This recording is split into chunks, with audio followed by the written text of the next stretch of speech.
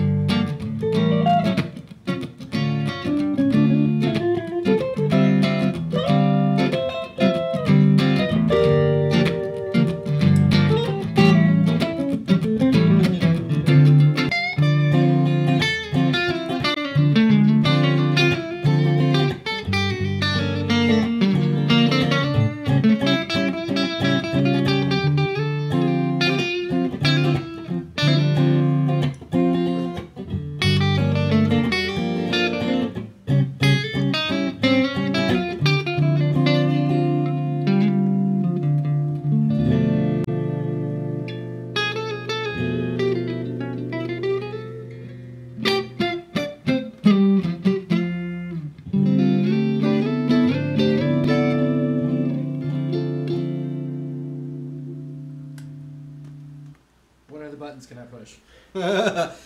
What's up, you guys? Marty Schwartz here with GuitarJams.com.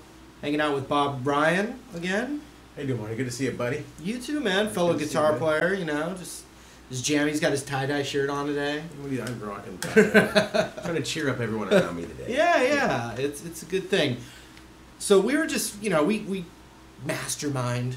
Yeah. You know, play some guitar together. Butt heads. Yes, put it on video sometimes. But I was thinking of a cool lick. I'll have Bob kind of demonstrate it, but we'll just talk about it.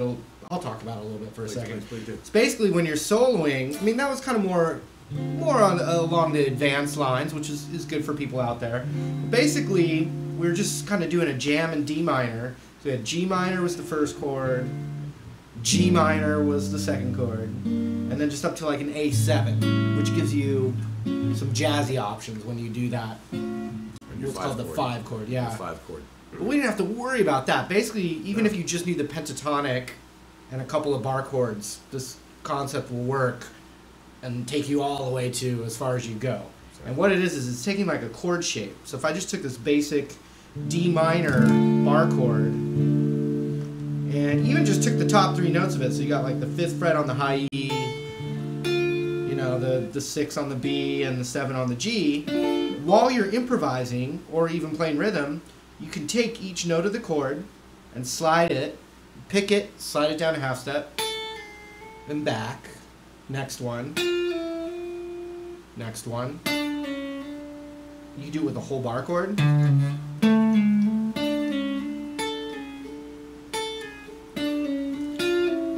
know, you could, not to interrupt. Yeah, no, go ahead. You could pick it twice. Pick it twice instead of once. Dude, nice. Mix it up. Yeah, see? And you actually, I think you kind of, I've done similar things like, you know, like where you pick them instead of slide them. Right, but I think I first heard you do it in a major setting. Major setting, right, exactly. So like we just took this basic bar chord here, and if I went up to the D minor bar chord right here, it's the same thing.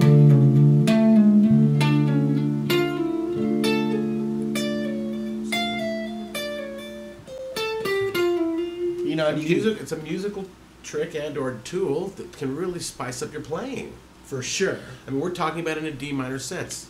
But then there's also like if you just the basic C, like a C major chord, C major bar chord.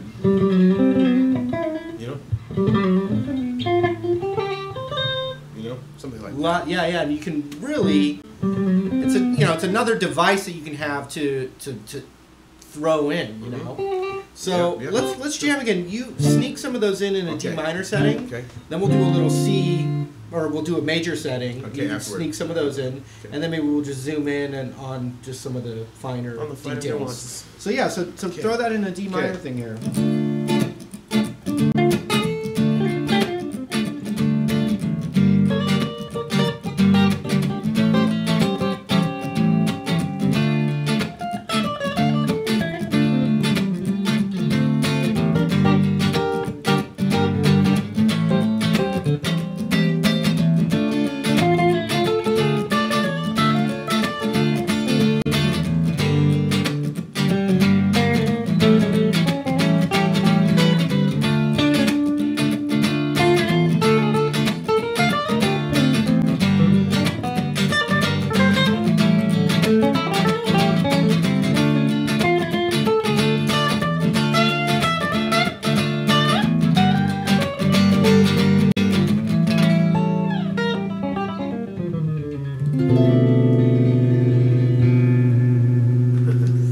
There's some examples. There's so much you can do with the dynamics, the way you pick it, because you could slide it or you could pick it. Yep. And I heard you do the repeats. I heard a lot of that. Yes. Even though I was trying to focus on the rhythm, on my rhythm part. giving you a strong foundation to play over. Yeah, you're welcome. Thank you. So let's do a major setting. Let's do this. I'll just. You do it. Do you want to try the? No, you go ahead and do it. Go ahead and do it. You're the guest. So Okay. I'll just let's do like A7, right? Just, Okay.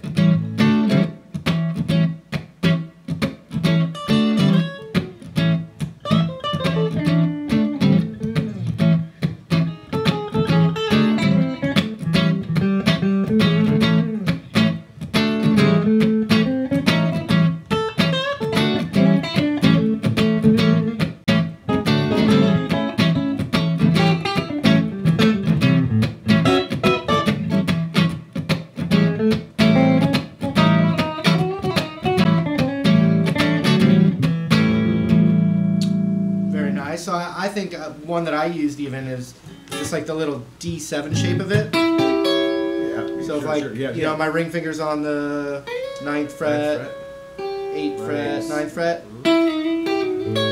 Exactly right. You know, right in your playing too.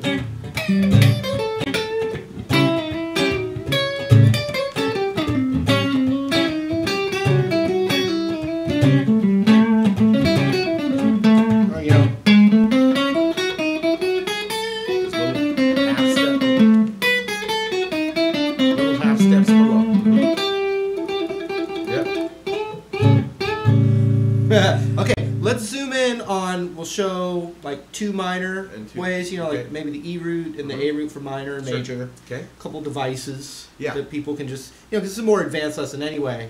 But people can use it as a springboard. Even intermediate players can do this. So as a device, if you have a little D minor rhythm playing,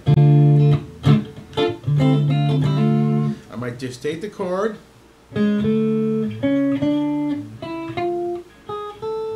Okay.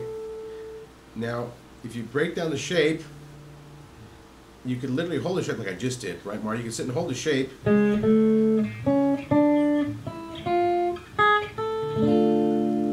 you can break it down and do it with you just like.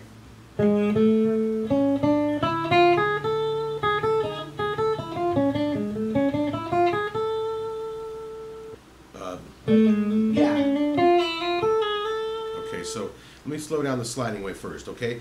I'm working off just the notes of the D minor chord, okay? It's going to be your 7th fret 7th fret D string, okay? I'll use my ring finger, okay? I'm literally just going to pick it and slide, and there's a little bit of an unweighting that happens with my finger. I'm not going to clamp down a note and try to do this smooth gliss with pressure on it. So there's a little bit of unweighting. I'm just going. Okay. Then I would travel just to the next string, to the G string, 7th fret G string from the D to G string.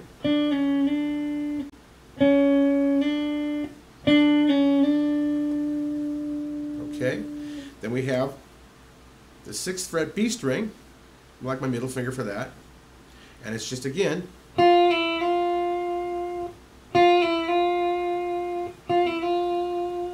On the high E string, 5th fret. Okay. One more time. Ring finger on your D string, 7th fret. G string, 7th fret. Same finger, ring finger doing. Okay, we have the 6th fret B string with my middle finger. And again, it's just.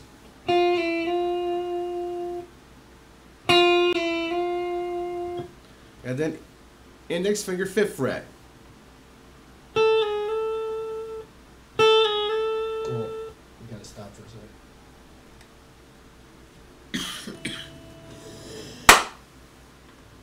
So that's cool with that one. Why don't you do do the E root one, but just go a little. You can go a little faster on that one. You don't have to do it so slow. You got a dry spot. Sorry. No, that's all right. Do we exactly say that again? Do the E one? Yeah, just do the E root Up D here? minor. Yeah, but you don't have to break it down as. Okay. You know. Yeah. So I was thinking I go too fast. Okay. No, it's good to go slower than faster. Okay. But we already covered the A root. It's basically the same thing, Exactly. but just a different shape. Exactly. So here we are at our E minor shape, E root, up at the 10th fret, D minor. Okay. Okay. We're gonna do the same thing. We're gonna spell out the D minor chord. Obviously, it's gonna be 12th fret, A string. Okay, my ring finger. Again, the 12th fret, D string now. So those two bottom notes are the A string and the D string. Then you're on your G string, 10th fret. I'll use my index finger for these next 2 or 3. 10th fret, B string. And then, of course, the 10th fret, high string. So quickly, it sounds like this. One more time. One more time.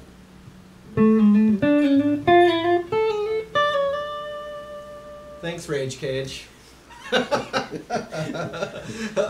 A7, same thing. We're playing A7, kind of E shape A7 at your 5th fret bar. Just take your bar. I like Marty's also up here, right? Yeah. But we'll Just start a 3-note. Just the 3-note. And that is your A7 with your ring finger on the 9th fret, like you mentioned. Your first finger on the 8th fret, and your middle finger on the 9th fret. I like this over A, and it's right. So quickly, middle finger, 9th fret, G string, B string, 8th fret, and again your ring finger on the 9th fret, high E string. That's nice over that. Okay. Now quickly, this shape again. You just take. I guess will we start on the low E string, Marty? Want to do all 6 strings? Yeah, you can do all 6. Yeah. Again, it's just going to be your index finger, 5th fret, low E. Okay. Ring finger, 7th fret, A string. Okay. First finger, D string, 5th fret. Middle finger, G string, 6th fret. First finger, B string, 5th fret. And again, your high E, 5th fret, first finger. So it's.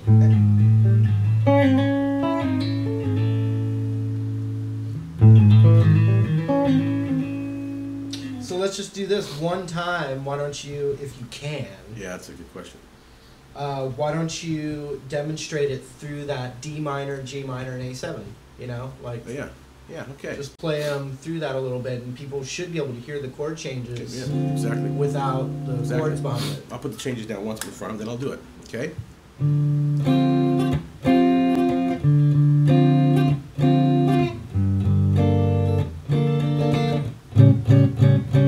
Okay. So picture that happening. We're gonna do this kind of.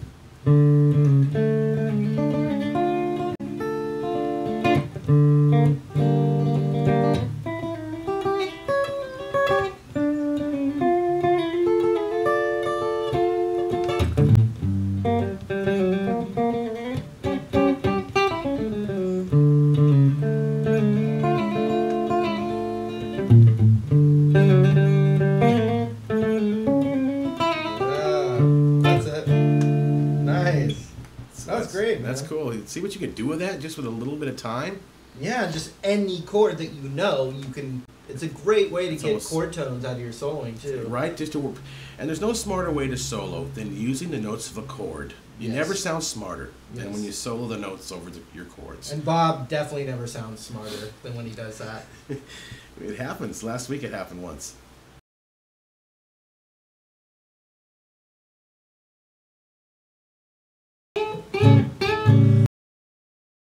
And then finally, my index finger on the 5th fret high E string.